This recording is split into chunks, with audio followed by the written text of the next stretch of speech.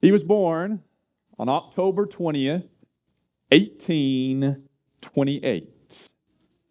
And for the lack of other ways of referring to him this morning, we're going to call him Gates.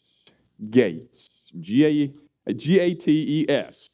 After my incredible spelling last Sunday morning, I'm going to be extra careful this morning. But Gates was born in 1828. He became, by the 1860s, he had become a very prominent lawyer and even real estate man in Chicago. He became fairly well known. He also was known not only as being very successful, but also, I'm using the terms church and Christian somewhat loosely this morning, that's for another time, but he was known as a very devout man, very active in his local church.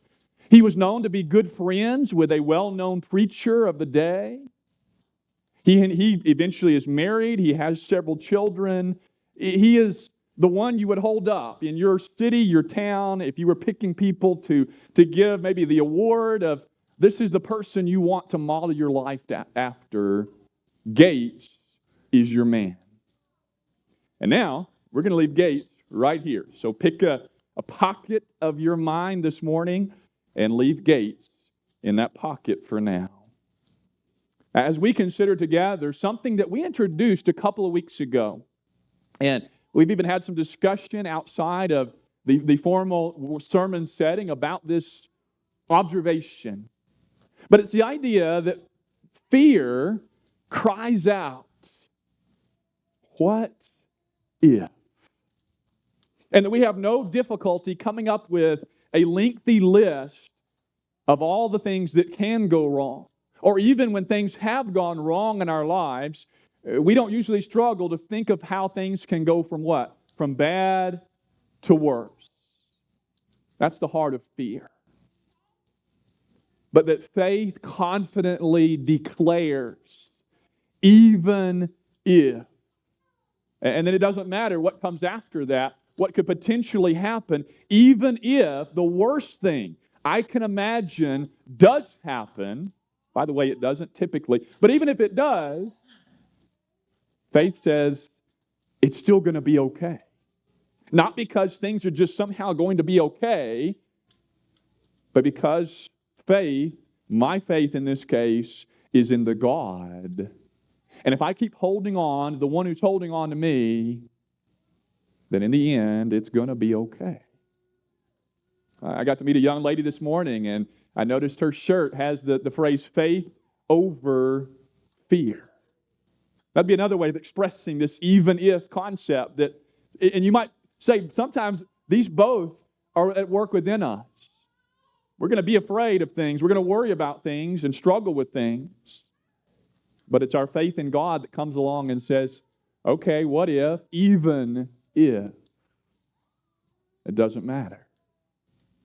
And so I point you to this direction this morning, to the idea of reliance on God, of resistance to the temptation to compromise, and whether that is to throw up our hands in anxious worry and not fight our fear with our faith, or that's to compromise in some other way, and we'll talk more about that momentarily. It's resistance to that. And then finally, almost as a way of summarizing it all, to find the resilience that's possible under this idea of even if I can have resilience. And so if you want some verbs this morning, I'll give you another way of thinking about this, and that is to rely on God this morning. And that's the bottom line up front. And in the middle of that, when things get difficult and there is the appeal that Satan makes, don't compromise, resist. And then finally, your resilience allows you to rejoice. Rejoice. So let's turn in our Bibles this morning together to Psalm 46, the 46th Psalm. You've likely seen in the news the recent earthquake. Really, we focused in because of the damage on the tsunami. It hit Hawaii. It partially hit California, some other countries and other places along the way. Over the years, some of the most devastating, as far as loss of life, yes, as far as loss of property, some of the most devastating phenomenons or natural disasters have been tsunamis. As you open up to Psalm 46, I'd encourage you to skip verse 1 if you can and look at verse 2. Psalm 46, the second part, or the second list. It says, "Therefore we will not fear, though the earth gives way, though the mountains be moved into the heart of the sea." I mean, from a world standpoint, this almost sounds like a world-ending event. So at least it is a big, dramatic, I almost said traumatic. Traumatic would work. It's almost like that tsunami or worse. You pick up the mountains and you drop them in the sea. And then it says, though its waters roar and foam, though the mountains, this is verse 3, tremble at his swelling. Even if. And then you go back. I mean, you already have the therefore in verse 2. But you go back to Psalm 46, verse 1, and he says this: God is our refuge and strength, a very present. And that word there for present, it's a word for intensity. And so sometimes it's translated as that he is very near, or he is he's there in an intense way. A very present help in time of trouble. Therefore, you could say it with me this way: because of who our God is, because we are relying on a God who is eternal, a God, think about what we read earlier, Psalm 93, that emphasizes his eternal nature, his stability, and his power even over the waters. That our God is not distant, he is not delayed. Even sometimes when it feels like it, because our feelings are not always an accurate representation of outside reality, they're real within us. Even when it feels like my whole world is falling apart, because of my God, because I can know this morning that he is close, that he is near to my heart, even when my heart is breaking. That's why we can say, even if about the worst thing possible happens. I did like the way one English text translates verse 3. It translates it with this imperative idea that says, let the oceans roar. Let the waters storm and foam. Come let May, as we sometimes say. Just let it all happen. Not that we're wishing bad things, but even if, we will not fear, because our God is our refuge, a very present help in our trouble. Notice the way even this psalm assumes that there will be times of trouble, times of natural disaster, times of financial disaster, relational disaster. But he's with us. Now, it is beyond our consideration this morning to look at the rest of this psalm, but you might notice the refrain in verse 7 and verse 11, the repeated phrase that the God of Israel, the God of Jacob, is with us. And then there is this theme of stillness. There's God's closeness in the opening of the psalm, and then by the time you end the psalm, in verses 9, 10, and 11, there is this stillness. Be still and know. Our reliance on God leads to a stable life, so rely on God this morning, even if. This picture has been around so long that most of us have likely seen it at one time or another. It's in the public domain now. I didn't have to worry about finding or paying for copyright this morning for this picture. And there are at least two people that their families both claim that this guy, the one guy who's resisting the Nazi salute, that this guy is their guy, that it's their father and grandfather. And so we don't even know for sure who this is, but the more popular story is that this man's name is August Leslander, and that he was married to or was about to be married to a Jewish lady, and that was a big part of the motivation behind his resistance. And August has his own story, and that might be something we would look at in some detail, even as a part of another sermon or something, or you're welcome, of course, to check him out on your own. Let's just say his story is not a pretty one, but it is a story of inspiring resistance. How about one even better? Go from Psalm 46 this morning to Daniel 3. But before you read Daniel 3, even though 16 through 18, that's the key verses, back up with me for a moment to Daniel chapter 1. Look at the part on your handout or on the screen that says see there. Back up and let's see something in chapter 1. This is the book of Daniel, chapter 1, verses 6 and 7. It says, among these were Daniel, and these are those that had been carried away. They're captures, they're prisoners of war. They're in exile now in Babylon. And among those were Daniel, Hananiah, Mishael, and Azariah of the tribe of Judah. But you don't know some of them by those names.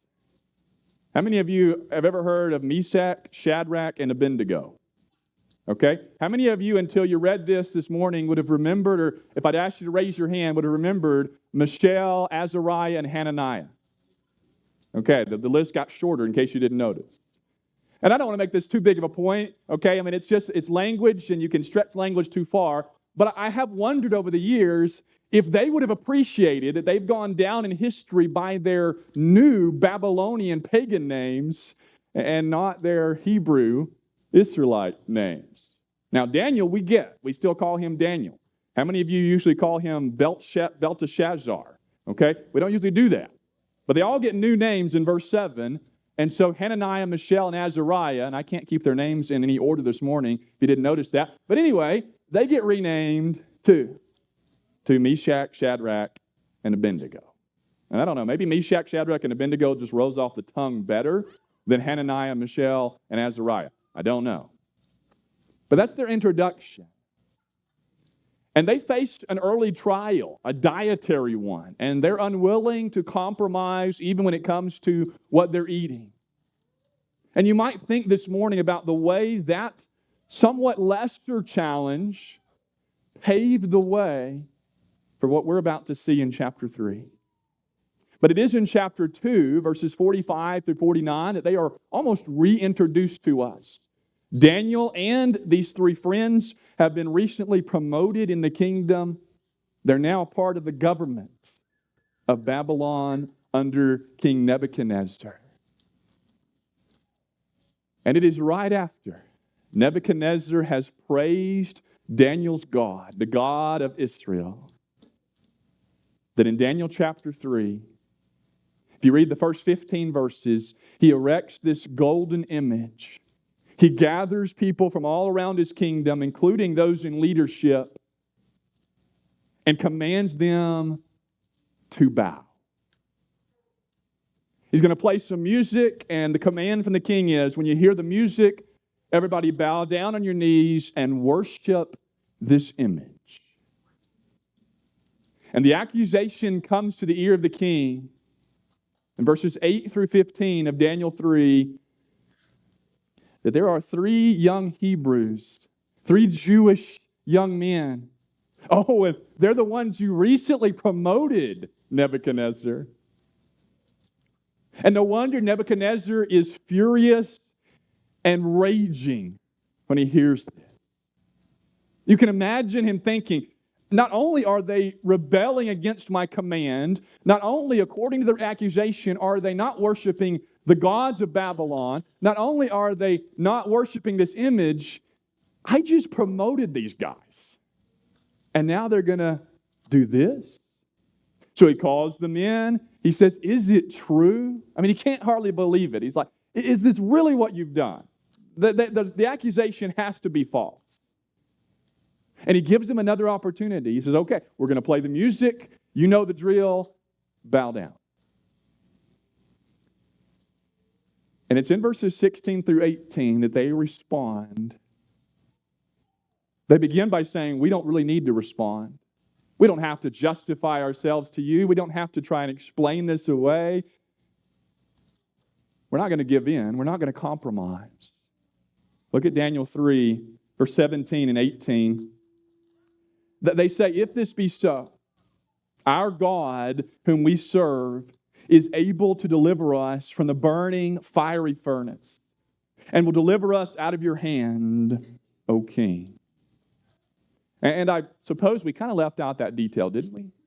That if you don't bow down when the music plays, anybody who doesn't will be thrown into the fiery furnace. They've even found, archaeologists have found inscriptions in what seems to be a leftover, what they thought was a place where they would make bricks, but some type of furnace. And they have found an inscription that says, this is the place where men died by fire because they refused to worship our gods. This is something that had happened earlier in Babylonian history. This is no mere threat. But they said, doesn't matter. Our God is able to deliver us. But that's not all they say. They say, even if. Because they acknowledge God's power to save, even in this specific regard, but not on their terms. That's why I say their faith here, our faith must be not in outcomes in this life per se, but in God. Because the outcome may not always be what we want it to be. What does they say in verse 18 of Daniel 3? But if not, even if not, if he doesn't save us, be it known to you, O king, that we will not serve your gods or worship the golden image that you have set up. You talk about resistance, about being loyal at whatever cost. And I don't know how many of us in this room have ever really felt that. We feel some peer pressure. I mean, we experience difficulties because we're human. We experience difficulties of a sort because we want to follow Jesus. But when was the last time you felt actual heat because of that? And we're faced with the idols of compromise. The idols are endless. We said last week our hearts are like idol factories. We were mentioning in the class over in the fellowship hall this morning the way our culture is doing what it can to convince us. Take sexuality, the idea of the transgender and beyond movement, compromise. Or we take good things and turn them bad, don't we? The idol of busyness, the idol of sports, whether it's what we're playing or our kids are playing or just what we're going to watch. We turn good things into bad. We turn what God has made beautiful and created and pervert it. And all of that, with this passage and with this consideration, might fall under the idol of compromise. But these young men go down in history among those that we do not know their name, who were unwilling to bow to what they knew was wrong, what they knew was false. And they stood on their faith in a God who they said, we know He can save us, but if it's not part of the plan, that's okay too. Now, for this specific setting, it was part of the plan. He has them heat the furnace 7 times. It's so hot and they're so eager to please their king. The men that throw these 3 young men in the furnace, they die. But look at verse 27. Daniel 3:27 is when they look in and the king goes, I thought we threw 3 people in. Now there's a 4th one. What's going on? And so he calls them to come back out.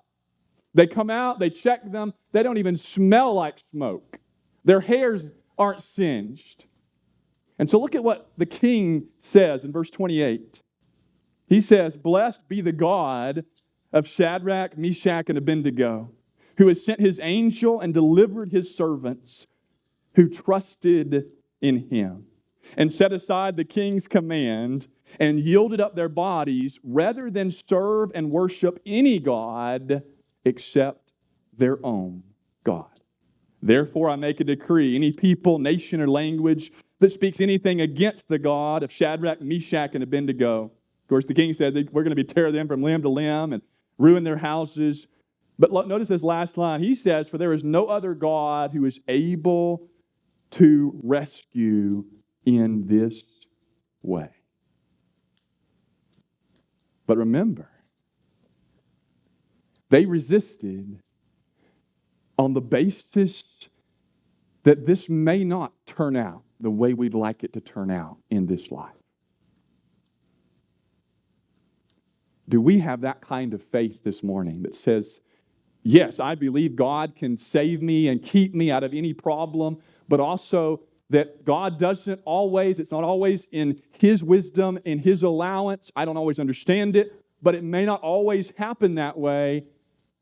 Do I have the faith to embrace the idea, and we write about it in poetry, we sing about it, that sometimes my faith in God doesn't keep me out of the pain. Sometimes it means my God walks with me through the pain.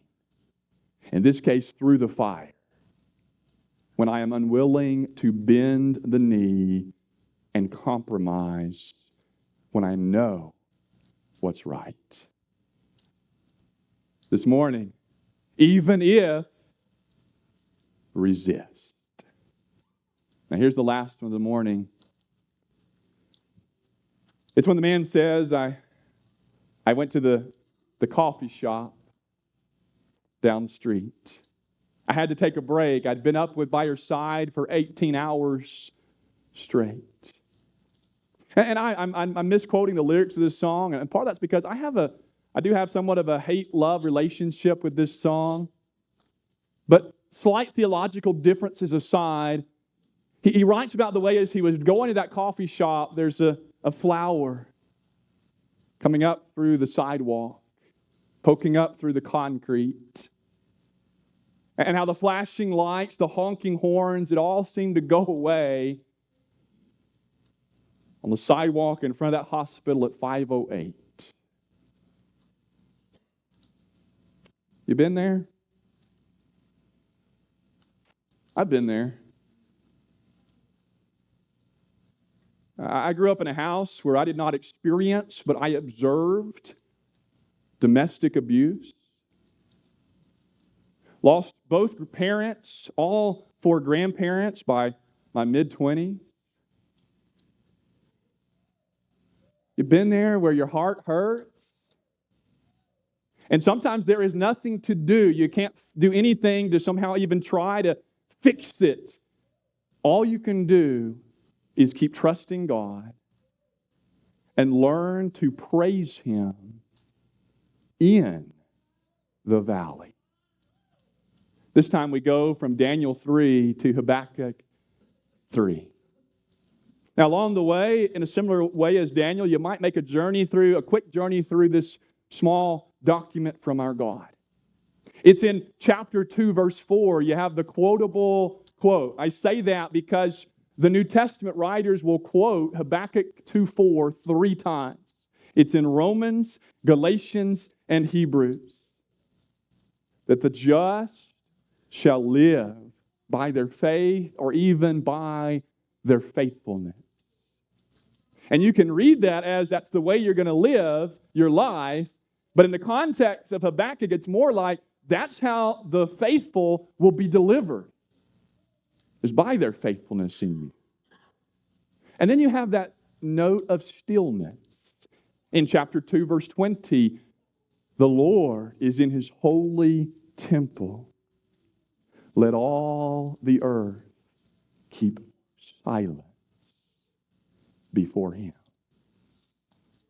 And then you make your way all the way to the end. And this is after his questions. He doesn't understand, how can God use a wicked nation to punish His own people? And after he receives his answers, he trembles in chapter 3, verses 14 through 16.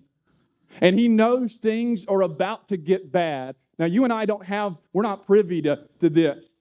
Now, we sometimes look at things and we say financially, or we look at the weather as farmers and ranchers. Here's what he says, even if. Verse 17, though the fig tree should not blossom, nor fruit be on the vines. I mean, this is the heart of their economy for ancient Israel, really for any ancient people in this area of the world. The produce of the olive fail, the fields yield no food. You talk about a bad crop. And the flock be cut off from the fold, and there be no herd in the stalls. Even if, what did we say earlier, the worst thing imaginable comes true. Even if my whole life, my world falls apart. An empty world. But I can realize that I serve a God who is already everything. Or if it's easier to hold on to, you could say an empty world and an everything kind of God. Because then he says, yet, even if I will rejoice in the Lord.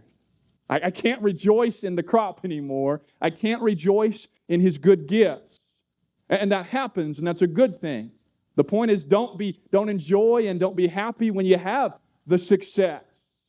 When you're on the mountaintop, enjoy that while it lasts. Don't take it for granted. But when you're in the drought, when the gardens have turned to desert, when the world has turned to dismay, I will rejoice in the Lord.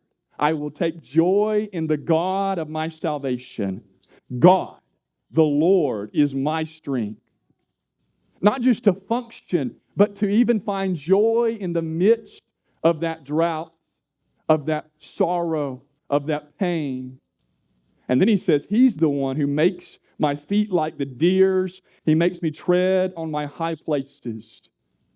God's the one who allows me to navigate the treacherous terrain of this valley of drought and finds the way to still have joy even when my Bible may be wet with my tears too. Even if my resilience allows me to rejoice in God. Even if.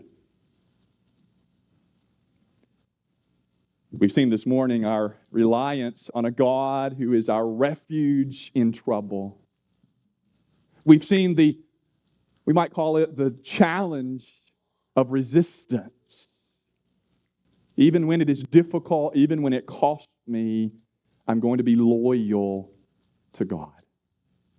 And then we've seen this morning our resilience. The kind of God we have gives us the kind of faith and faithfulness that gives us joy even in the midst of our pain. Even if. Now, I appreciate Gary, both Garys this morning. Appreciate Gary, though, that's about to lead us in an invitation song. It's an invite from Jesus to you, extended through us,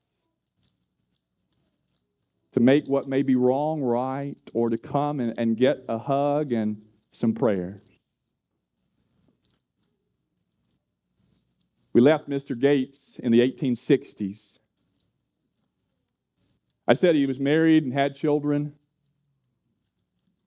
When their oldest boy is 4, they named him after his dad. He's a junior. He dies, scarlet fever. A year later, there's the famous Chicago fires. And Mr. Gates and his family lose a good portion of their property. But they're still, even with that, they're still generous and they're giving away and helping to fund others who had lost loved ones and property. Then 2 years later, he and his family, at this time, his wife and his 4 daughters, they're going to take their vacation in Europe, but they're intentionally doing that because the friend I mentioned earlier, the preacher, he knows he's going to be preaching there. And so they're taking their family vacation partly to go hear preaching. But as they're about to board the ship, the Ville du Havre, to cross the Atlantic, Mr. Gates gets called away on urgent business. And then he hears about it. That in that Atlantic journey, the Ville du Havre collided with another ship and went down. And then he gets the telegram from his wife after she had made it across. It included the line, "I survived alone." Of course, he gets the quickest passage across. And there are a couple of versions of this story, and so this part, we don't have it as quite as factual, but at least something like this happened where the captain, based on his charts, he calls Mr. Gates out to the top deck, and he says, okay, this is the spot where it went down. And then it may be that right then he goes back to his stateroom and begins to pen words. Because Gates is his middle name. We might know him. If you've ever paid attention to the bottom of one of the songs we sing, we know him as Horatio Spafford. And he pens these words, "When peace like a river attendeth my way, when sorrows like sea billows roll, whatever my lot, thou hast taught me to say." They go on to have more children. They have another boy. They also name him Horatio after his previous sibling that died at 4 from scarlet fever. Unfortunately, Horatio, the second or third in this case, I guess you would say, he dies at 5 from scarlet fever. They moved to Jerusalem and began to help people. And then Horatio dies of malaria in 1881. But he's the reason we sing, "It is well with my soul, even if." Let's stand and sing together.